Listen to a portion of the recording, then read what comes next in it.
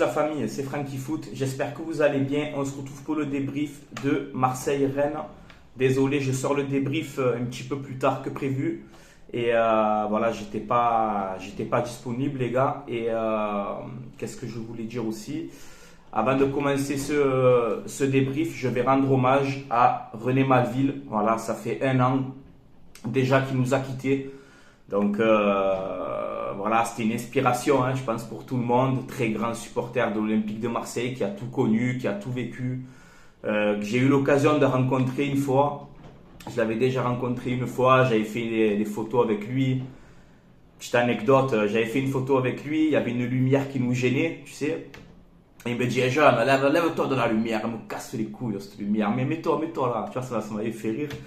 Et donc voilà, on t'aime tonton René et repose en paix, et tu es à jamais gravé dans tous les cœurs des Marseillais. Voilà. Donc OM Rennes, la composition côté Olympique de Marseille, donc 3-4-2-1, tu sais, classique. Lopez, Mbaba, Balerdi, Kolasinac. Un milieu à 2, Rongier, Verretou. Klaus, Tavares dans les côtés. Guendouzi, Harit et Sanchez en pointe. Il y a un petit peu de bruit, il y a un bloc de vent, les gars. Donc excusez-moi si vous entendez un petit peu le vent, je suis désolé, les gars. Donc voilà, je vous mets les stats aussi du match, où on voit quand même des stats, on va dire, en faveur de l'Olympique de Marseille. 15 tirs pour l'OM à 11, 59 à 41 en possession, 11 corners à 7 pour l'OM. Donc dans les stats, ça va, on va dire qu'on a fait quand même un bon match dans l'ensemble. Première mi-temps, on n'y est pas du tout, voilà, clairement. On n'arrive pas à cette première mi-temps, pour moi, elle est ratée côté Olympique de Marseille. On voit un OM, je ne sais pas si vous avez senti comme moi, mais on voit un OM quand même fatigué. On fait beaucoup d'erreurs techniques. Rennes nous presse bien. Rennes, surtout en première mi-temps, nous ont bien bloqué nos points forts, tu sais, à savoir les pistons, etc. On n'arrivait pas à presser. Première mi-temps, manqué. Voilà, franchement, je n'ai pas du tout aimé cette première mi-temps côté Olympique de Marseille. On ne se crée pas beaucoup d'occasions. Et clairement, Rennes est au-dessus de nous. Il n'y a rien à dire. Lors de cette première mi-temps, on arrive quand même bon, malheureusement, on se fait encaisser ce but à la 25e minute. But contre son camp de Guendouzi. Bon, il n'a pas fait exprès aussi. C'est vraiment un coup de billard, ce premier but. Donc, on rentre au vestiaire. 1-0 pour Rennes à la mi-temps. Et moi, où je me dis quand même quelque chose, pour la deuxième mi-temps, je me dis, on a 2 jours de plus de récupération comparé à eux. Parce que Rennes avait joué jeudi contre Fenerbahçe. Toi, tu avais joué mardi en Ligue des Champions. Donc, je me dis peut-être qu'en deuxième mi-temps, Rennes, physiquement, ça peut pêcher, tu vois. Et à nous d'en profiter. C'est ce qui s'est passé en vérité. La deuxième mi-temps, on démarre, rien à voir, quoi. On démarre avec de l'envie, on met du pressing. Je dis, oh putain, ça y est, il commence à se réveiller, tu vois. On égalise rapidement, vers la 55e, je crois, un truc comme ça. Corner de Verretou, tête de Guendouzi au premier poteau.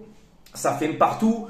Et pour moi, de la 45e à la 70e, tu es au-dessus. Je dis, c'est bon, tu vas gagner ce match. Voilà.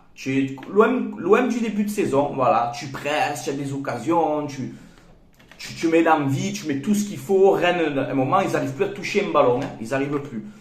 Sauf qu'après, vers la 70, comme ça, 75, hop, l'intensité redescend. Et on voit que peut-être c'est la fatigue. Pour moi, l'OM était fatigué. Voilà, je vous dis la vérité. Hein. Même si je t'ai dit, Rennes avait 2 jours de plus que nous. Hein. Mais j'ai senti un OM physiquement emprunté. Et voilà, donc tu fais match nul dans un vélodrome, encore une fois, énorme. Et voilà, donc ça fait un partout. Le retour de Mandanda, que j'ai bien aimé aussi. Où il a été ovationné aussi. Et donc voilà, tu fais un partout. Moi, je vais dire quand même score logique, hein, les gars.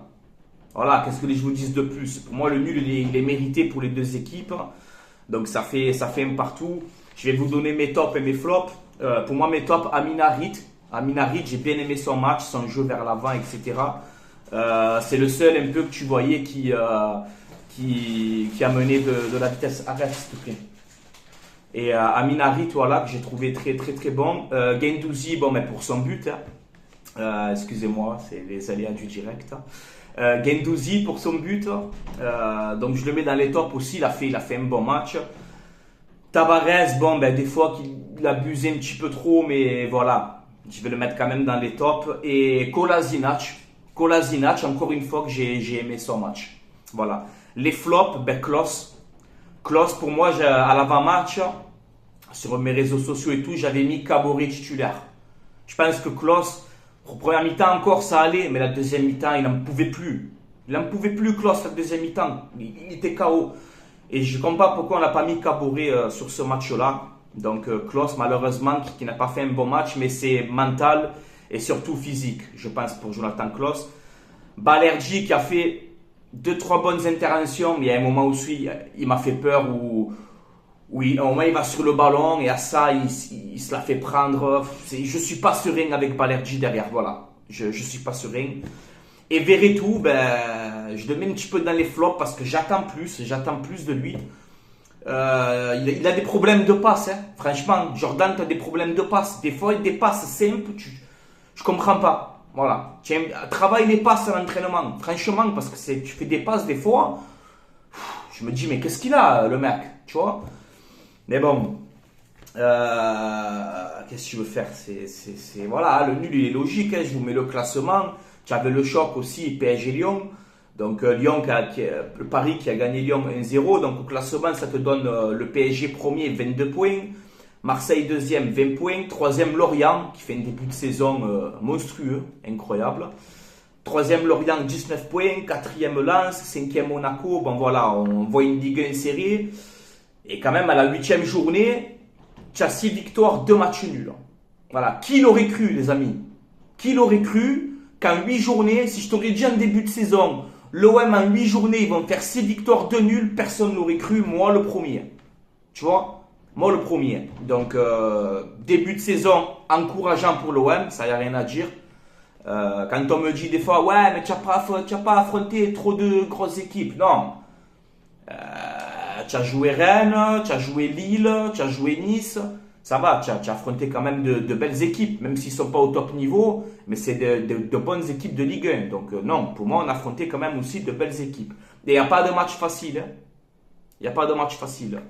Donc voilà, je vais vous mettre aussi une stat que j'ai vue. Donc comme je vous ai dit, le début de saison côté Olympique de Marseille qui est exceptionnel. Les stats d'Igor Tudor, hein. Je vous les mets juste ici. Où, donc voilà, hein, 8 matchs, 6 victoires, 2 matchs nuls. Une première depuis 1992. Voilà. Voilà le début de saison en Ligue 1 côté Olympique de Marseille. Une première depuis 1992. Voilà. Donc le début de saison, il est réussi. Hein. Côté Olympique de Marseille. Donc j'espère qu'on va repartir de l'avant. Je vous mets le calendrier aussi. Où donc notre prochain match, c'est là il y a la trêve internationale. Avec l'équipe de France, tout ça. Donc, on va à Angers, vendredi 30 septembre. Voilà le programme pour la reprise de l'OM. Ensuite, tu as le Sporting, tu as Ajaccio, tu as le PSG. Voilà.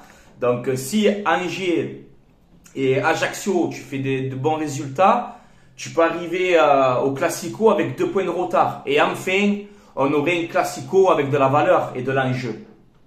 Voilà, c'est mieux, hein, quand tu vois par exemple le PSG premier, 22 points.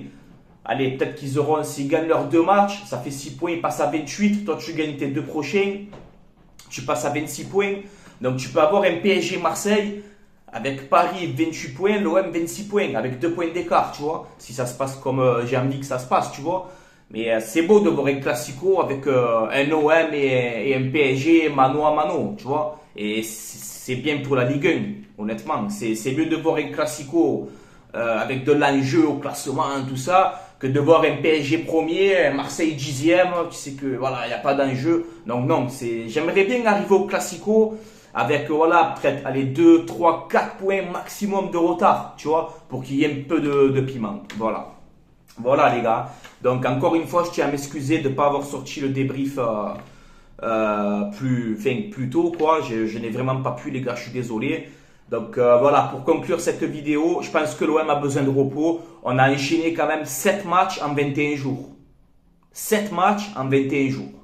Voilà, donc pour moi, pour conclure cette vidéo, le nul il est logique. Même si au début de cette deuxième mi-temps, on aurait pu inscrire ce deuxième but, vraiment. Mais voilà.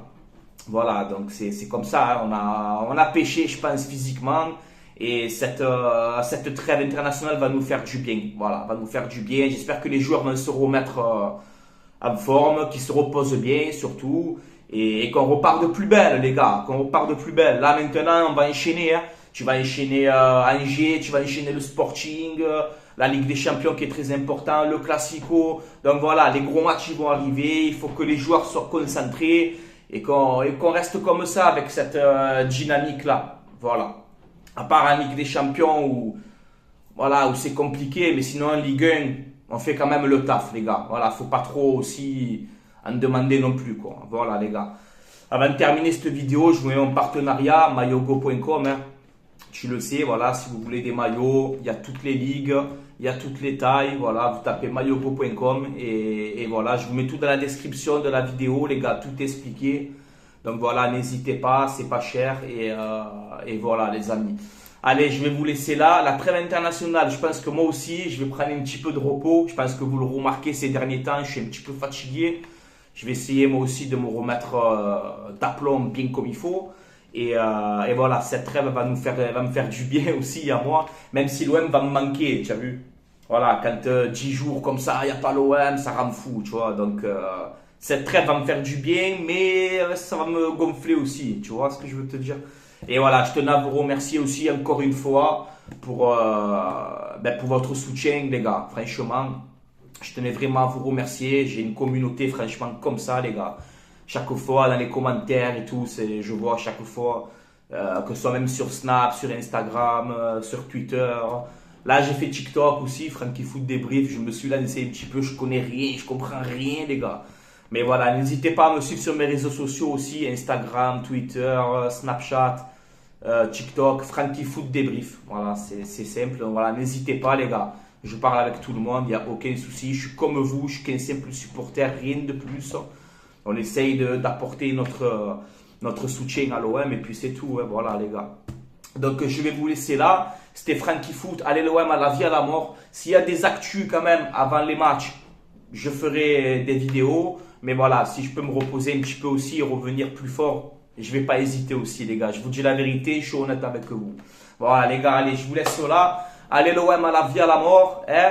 Bientôt la Coupe du Monde, donc c'est pour ça, hein, on a mis le maillot pour l'équipe de France en espérant qu'on va gagner cette Coupe du Monde.